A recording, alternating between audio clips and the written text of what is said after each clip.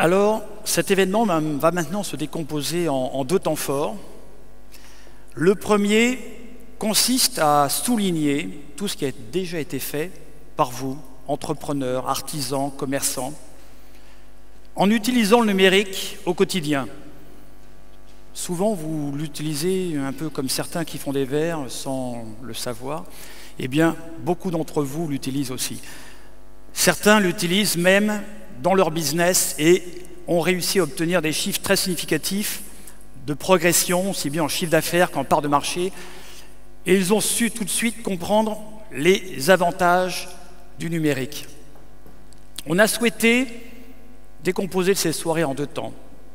Le premier temps consiste à vous donner la parole et à vous montrer quelques témoignages, quelques exemples concrets de ce qui est aujourd'hui en pratique dans le Saint-Quentinois.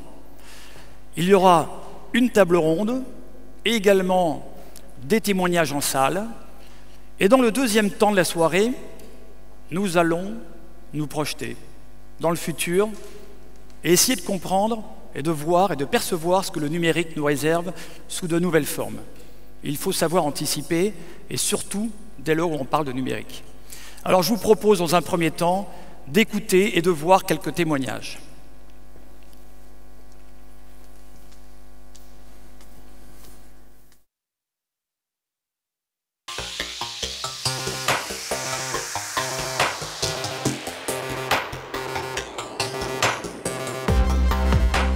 J'ai trouvé à Saint-Quentin un super accueil en termes d'infrastructure, en termes d'incubateurs technologiques, en termes de pépinières d'entreprise, des compétences fortes, notamment autour du Master Cloud Computing qui est porté par l'INSET. Cette filière du numérique est née à partir de 2001 pour répondre à des demandes d'industriels, pour répondre à une demande du marché. J'ai grandi ici jusqu'à l'âge de 17 ans et puis après j'ai quitté la région pour faire mes études et après pour travailler à l'étranger. Et je suis revenu en France il y a 2 ans pour créer 4 planètes et particulièrement à Saint-Quentin parce que j'ai été convaincu par les gens que j'ai rencontrés, leur chaleur, leur simplicité et les rapports directs que j'ai eus avec eux. Notre force, c'est d'avoir réussi à être nous tous autour d'une table, comme d'agglo, start-up, université, et de pouvoir offrir une réponse et un interlocuteur unique à quelqu'un qui voudrait s'installer à Saint-Quentin. Et la grande satisfaction aujourd'hui, c'est d'avoir pu embarquer dans ce projet 6 jeunes issus de la région et d'avoir un peu transmis cette passion pour le métier de la logistique et du numérique. Un jeune qui arrive dans une société où il y a un peu de numérique, de l'informatique, c'est quelque chose qui va le motiver. La logistique, le système embarqué, la conception de produits et le cloud computing. Ces 4 filières répondent à une demande actuelle des entreprises à s'adapter rapidement, de manière élastique, aux besoins. Alors, le GIE a été créé pour le développement des technologies nouvelles destinées aux personnes dépendantes, handicapées et ou âgées. La nouvelle technologie permet de récupérer du physique pour que la personne âgée ou handicapée permette de vivre à domicile après parfois un passage dans des centres de rééducation ou des maisons d'accueil spécialisées. En étant un peu curieux, en 2002, j'ai décidé de créer un site internet. Ça m'a amené une clientèle supplémentaire, aujourd'hui de 30%. Il y a une dizaine d'années, nous utilisons le support papier, les chèques cadeaux.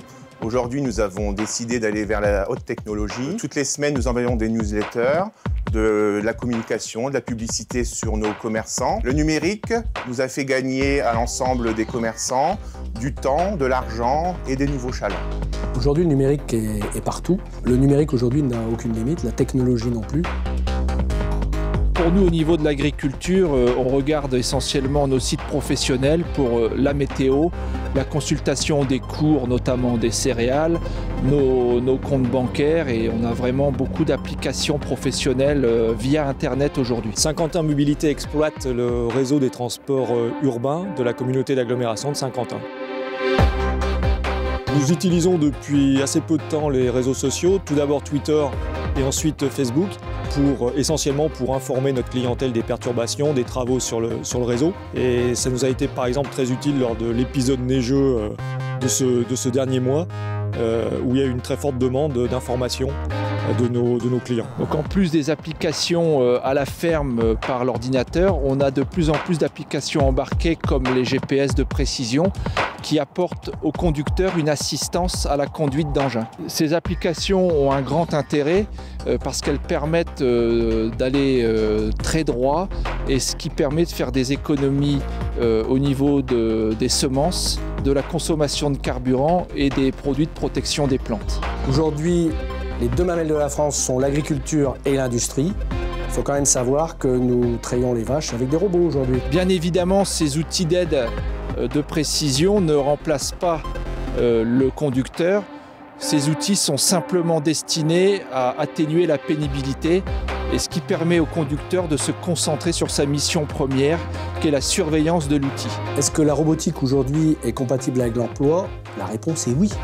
Obligatoirement, un jeune ne viendra pas d'une entreprise qui n'est pas en numérique. Les solutions numériques apportent une vraie nouvelle dynamique à toute entreprise.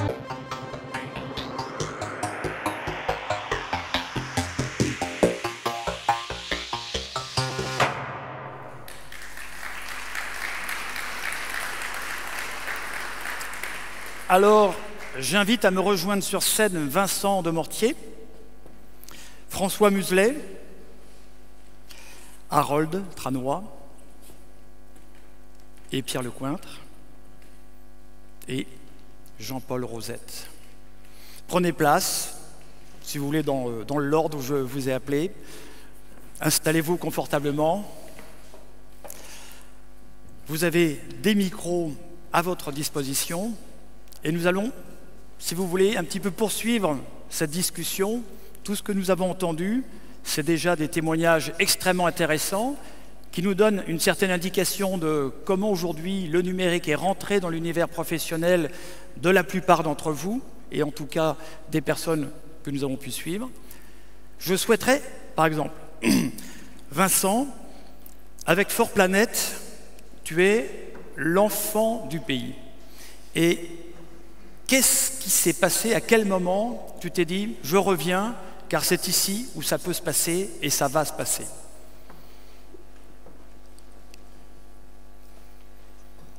Alors, comme tu l'as dit, je suis l'enfant du pays puisque je suis né ici et j'ai grandi dans le département.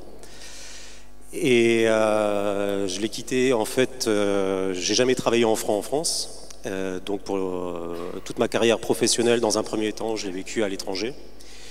Et toujours dans les métiers de la logistique et de la supply chain, dans un cadre international. Et dans le cadre de cette expérience-là, j'ai eu l'occasion de développer des systèmes de gestion et qui ont connu un certain succès. Et donc il y a eu un moment donné où il a fallu franchir le pas de la création de l'entreprise. Et là, se pose la question effectivement de où est-ce qu'on la crée. Et à ce moment-là, en fait, la décision première n'était pas de la créer en France, hein, pour tout dire, c'était de la créer au Luxembourg. Mais à cette époque-là, on parlait de la reconversion d'une base militaire du département en base de logistique internationale. Donc j'ai dit tiens, on fait de la logistique internationale chez moi. Donc je me suis un petit peu intéressé à ce projet-là et j'ai pris contact avec les collectivités locales. Et c'est en m'intéressant à ce projet-là en fait que j'ai vu qu'à l'INSET, il y avait des formations en web et en supply chain, en logistique. Et donc j'ai commencé aussi à prendre contact avec ce milieu universitaire. Et les contacts se sont vraiment bien passés. Et donc c'est vraiment cette qualité de contact et d'intérêt pour le projet que je portais qui ont été décisifs. D'accord. Et alors donc, tu t'es installé au sein même de Creatis, le garage, on va dire. Et comment se fait le lien entre toi, installé avec ton entreprise Fort Planète dans Creatis, et tes clients qui, eux, rayonnent à l'international? Alors le lien, ça apporte déjà de la crédibilité. Quand on est une TPE et qu'on aborde des clients industriels ou prestataires logistiques qui justement ont ont l'habitude de traiter avec des grands groupes et que là, il y a comme interlocuteur une TPE, il y a déjà un problème de crédibilité par rapport à ces grands acteurs. Donc avoir derrière ce support et ce vécu, comme ça a été évoqué, avec les universitaires et avec les acteurs économiques locaux, ça donne de la crédibilité et ça donne la petite dose de culot supplémentaire pour y aller et justement, comme ça a été dit tout à l'heure, de ne pas faire de complexe par rapport à des plus grands acteurs. Merci. Alors, dans la salle, nous avons Moustapha Seksaoui, qui est le directeur de Creatis, c'est le responsable du développement. Il est là et il a également à ses côtés, je crois, des personnes pour témoigner. Oui, merci Pierre. Bonjour à tous et à toutes. Effectivement, Vincent Desmortiers le rappelait à l'instant, la logistique, c'est l'industrie, c'était des métiers assez importants. Mais en dehors de l'industrie, qu'on abordera d'ailleurs par la suite avec MBK Yamaha, il y a aussi le commerce. Et je voulais aborder le commerce sous un angle particulier, le commerce traditionnel, le e-commerce, concurrent ou complémentaire. J'ai à mes côtés Perrine Miel. Perrine Miel est gérante du chez numéro 5. Perrine est aussi meilleure apprentie caviste de France, commerce traditionnel, mais également e-commerce. Oui, bonjour à tous. Également, nous avons créé le Chez en 2008, donc, qui était un magasin traditionnel de vente de vin. Et en 2011, on a souhaité créer un e-commerce, plus pour avoir une vitrine, plus qu'un site de vente réel. Devant le nombre croissant de connexions et de demandes, nous avons créé un temps complet pour animer et gérer le e-commerce. Et maintenant, depuis 3 ans, nous sommes toujours sur une croissance à 3 chiffres et sur à peu près 800 connexions au jour. Notre clientèle se situe aux 6 coins de l'Hexagone, mais aussi à l'international, l'Allemagne, la Suisse, l'Angleterre, la Norvège, mais également une clientèle locale saint-quentinoise qui n'osait pas forcément venir chez nous et qui a été rassurée en allant sur le site. Très bien. Donc le e-commerce vient en complément du commerce traditionnel et il l'a même accentué pour vous. Oui, ça l'a accentué. Et puis aujourd'hui, on est très content de faire partie des acteurs. D'ailleurs, récemment, on a été contacté par Vente Privée, qui est le leader incontesté du e-commerce, pour organiser une vente de vin en septembre. Très bien. Merci Perrine. Merci Perrine, merci Moustapha. Alors, François Muselet, vous, votre société, on va peut-être pas la présenter, tout le monde connaît MBK. Vous êtes déjà très en avance avec les robots, vous avez robotisé la partie soudure. Qu'est-ce que ça apporte comme réelle valeur ajoutée et comme élément différenciateur? Alors je dirais 3 aspects. Il y a un premier aspect financier, donc le coût de production est fortement réduit. On peut parler parfois de 40% de coût de production en moins qu'il faut moyenner avec les investissements réalisés. Il faut amortir l'ensemble de l'investissement, mais ça nous permet de gagner en compétitivité. Et notamment en ce moment, au fil des projets, si vous voulez, on réintègre des soudures qui étaient faites à l'extérieur. Par exemple, c'est chez des fournisseurs espagnols ou portugais, voire même taïwanais, condition de travailler sur la spécification du produit à réaliser. Donc il y a un premier aspect financier donc qui nous permet de garder une compétitivité et de maintenir de l'activité localement. Le deuxième avantage, c'est la qualité. Donc le robot en fait est absolument répétable, à condition en fait de programmer les opérations de façon correcte et rigoureuse.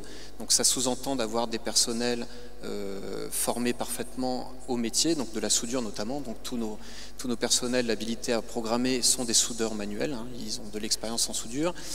Il faut aussi maintenir l'outil en condition et les conditions initiales, donc les pièces primaires, etc. Donc ça demande de la rigueur, mais une fois cette rigueur acquise, la production est absolument stable. Donc c'est l'une de nos priorités dans la mesure où nous sommes responsables de la sécurité de nos clients, le châssis notamment, et du respect des machines par rapport à la réglementation en termes d'environnement, de bruit, etc. Donc là, plus lié à la qualité des pots d'échappement. Et le dernier aspect, je dirais, c'est de préserver la santé de nos opérateurs en réduisant la pénibilité en fait, des actions qu'ils réalisent. Donc trois beaux avantages en fait, qui permettent de garder notre usine compétitive. Merci. Moustapha, peut-être un autre témoignage? Alors, justement, pour rebondir aux propos du représentant d'MBK, la robotique industrielle, il y a aussi la formation en robotique qui est nécessaire pour que les employés, pour que les techniciens puissent être à même, 1, de faire la programmation, 2, la maintenance, et 3, faire vivre ce produit qui est le robot. J'ai à mes côtés Michel Delagrange. Michel Delagrange est enseignant et coordonnateur de la licence professionnelle robotique du lycée Marie Curie à Nogent-sur-Oise. Une particularité puisque le lycée Marie Curie, avec cette licence professionnelle robotique, est aujourd'hui connu et reconnu. C'est un pôle d'excellence en robotique et qui nous a fait l'amitié d'être avec nous aujourd'hui pour nous préciser un peu ce que l'on enseigne dans cette licence et ce que deviennent les étudiants de cette licence. Bonsoir à tous. Alors effectivement, introduire un robot dans une entreprise ne se limite pas à une question technique.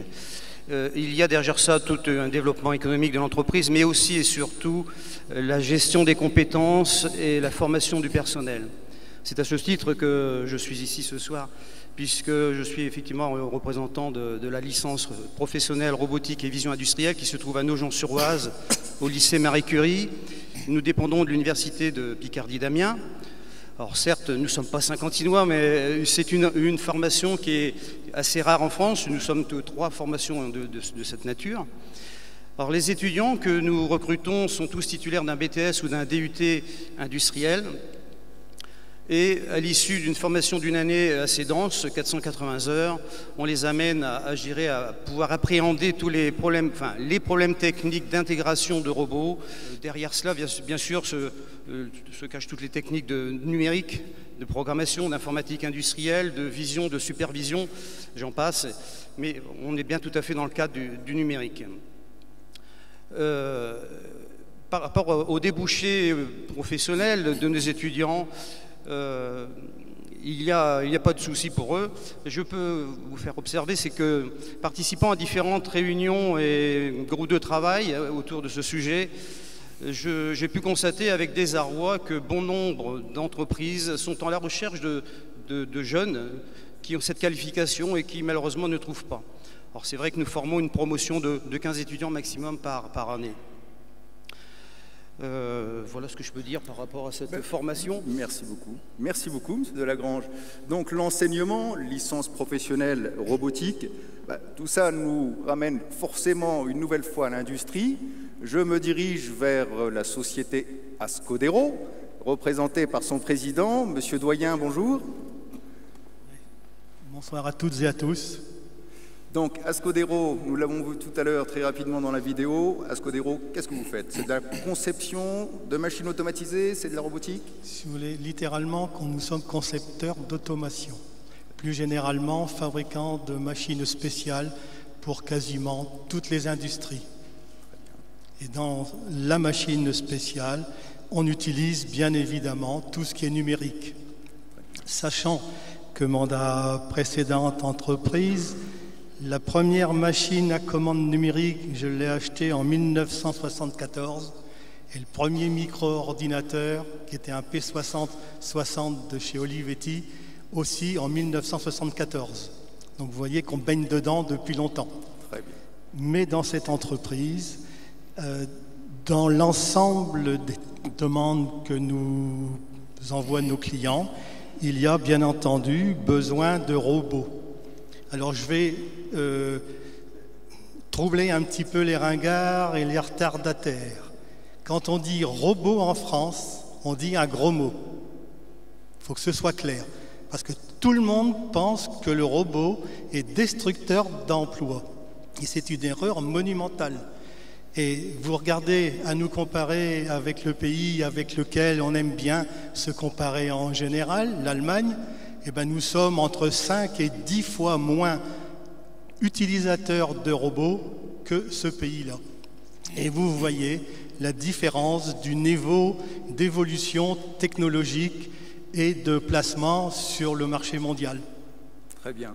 Merci beaucoup, Monsieur Doyen, de votre intervention. Pierre? Merci Mustapha. Alors nous avons la chance d'avoir avec nous Harold Tranois, qui représente l'Université de Picardie et l'INSET. Alors, quand nous sommes venus il y a quelques semaines interviewer Harold, on s'est dit, mais c'est incroyable, c'est Berkeley, c'est Stanford ici, c'est ici que tout se passe. Et c'est incroyable. Il y a quelque chose qui m'a marqué dans cette vidéo. À un moment, vous dites, on a eu le temps, on a eu la réflexion, on s'est tous posés ensemble pour définir un projet commun, un projet collectif, pour réunir effectivement l'enseignement, les jeunes pousses, la manière de les accueillir, et on verra plus tard la partie financement. Qu'est-ce qu'on peut dire pour compléter cette stratégie qui était quand même assez précurseur en France? Bonsoir, je vous remercie. Sur cette stratégie, il y a une sorte de ligne conductrice sous-jacente qui est l'Internet des objets. Quand on a discuté entre Silfeo ou Vincent sur CalPlanète, on s'est aperçu que c'était l'Internet des hommes actuellement et que l'on allait aller vers l'Internet des objets.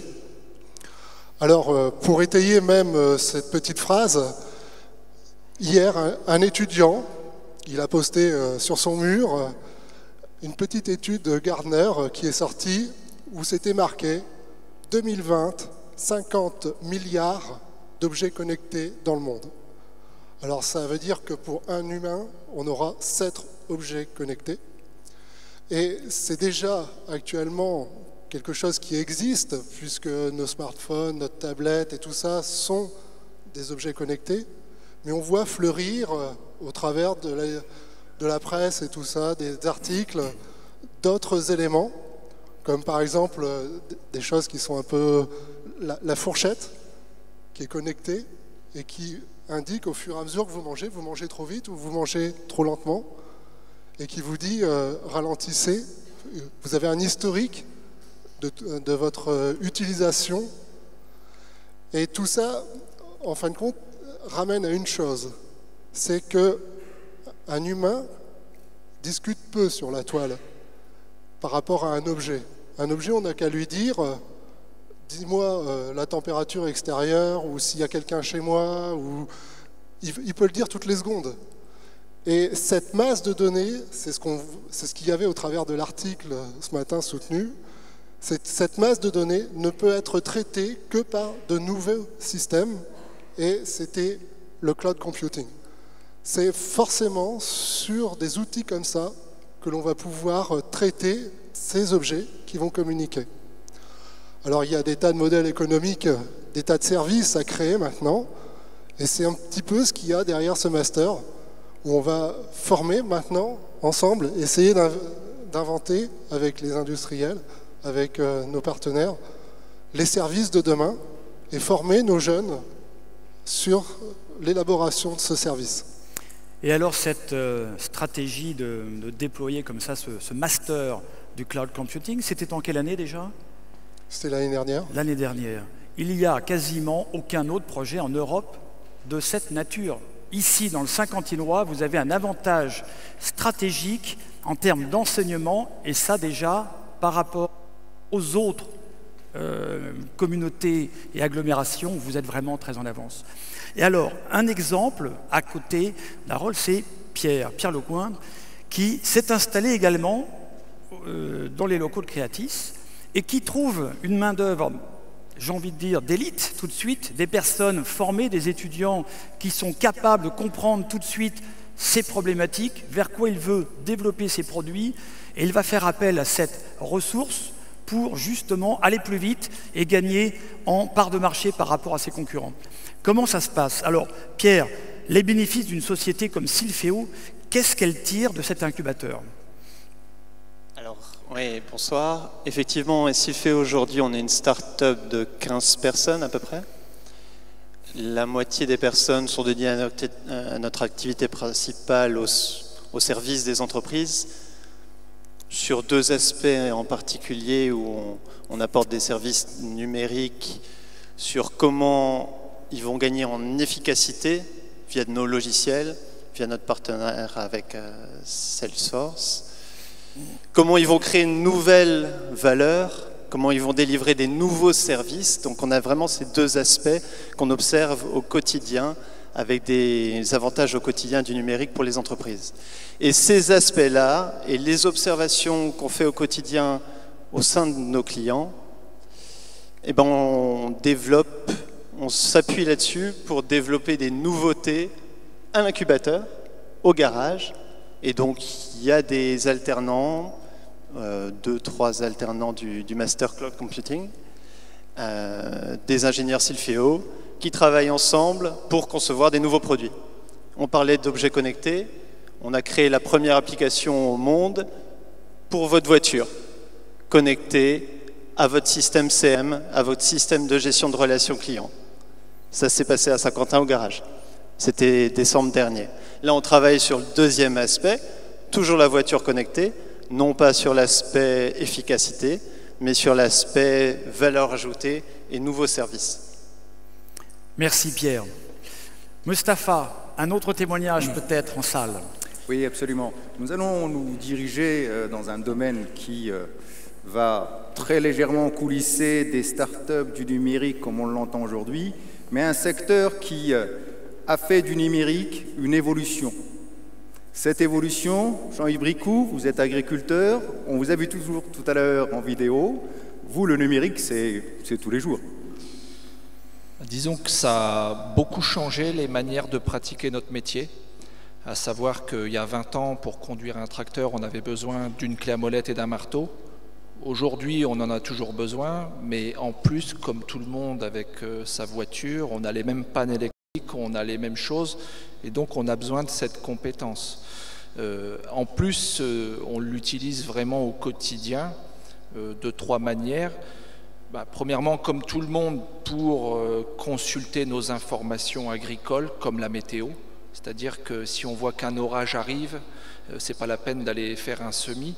Ensuite, on consulte les prix des céréales et toutes les applications professionnelles. On a vraiment, après, tout ce qui est aide embarquée dans les engins, et on l'a vu dans le film, pour tout ce qui est de la conduite d'engin, pour assister le conducteur. Et il y a d'autres applications dans l'élevage pour la surveillance des bêtes, pour éviter à l'éleveur de se lever la nuit avec des caméras vidéo, et il a le résultat sur son smartphone. Et puis ensuite, il y a vraiment le troisième volet important qui est toute la partie traçabilité, où on se sert énormément de logiciels d'assistance par photo aérienne pour faire tous nos enregistrements pour les parcelles de tout ce qu'on fait, et aussi pour surveiller tout ce qui est problématique d'érosion et autres. Donc les applications sont extrêmement variées. Bien. Merci M. Bricot pour votre témoignage. D'ailleurs, au sujet de l'agriculture, je crois, Pierre, qu'on reviendra sur le sujet au cours de la deuxième table ronde. Tout à fait. Un dernier témoignage côté Seine avec Jean-Paul Rosette. Bonjour, vous représentez Clarilog. Vous fournissez des services aux entreprises, des services informatiques. Il est évident qu'il se doit d'évoluer avec le temps, avec les nouvelles technologies. Et pour cela, il est passé du client-serveur au cloud computing. En quoi cela modifie votre organisation et les solutions que vous proposez à vos clients? Oui, donc en fait, moi je suis un peu l'inverse de la première personne. Je ne suis pas l'enfant du pays. Et on remarquera à mon accent que je viens de Belgique. Donc j'ai eu l'occasion de reprendre la société Clarilog il y a une année. Donc c'est vrai qu'on a un programme client-serveur qui fait l'inventaire des parcs informatiques, donc qui va énumérer les ressources logicielles et hardware, donc du matériel d'une société. Et donc ce client-serveur, il s'installe comme un logiciel Windows. À présent, nous allons vers une application qui ne s'installera plus, mais qui sera dans le cloud. C'est-à-dire comme quand vous utilisez Google, vous utilisez automatiquement le cloud. Plus besoin d'installation, donc ça facilite le travail de nos installateurs, et ça permet de faire des économies matérielles, puisque dans le futur, il n'y aura plus besoin que de simples terminaux, de simples mobiles. Merci. Merci. Bah, écoutez, je pense qu'on peut les applaudir, aussi bien nos amis en salle que vous sur scène. Je vous invite à rejoindre la salle. Merci beaucoup pour votre témoignage.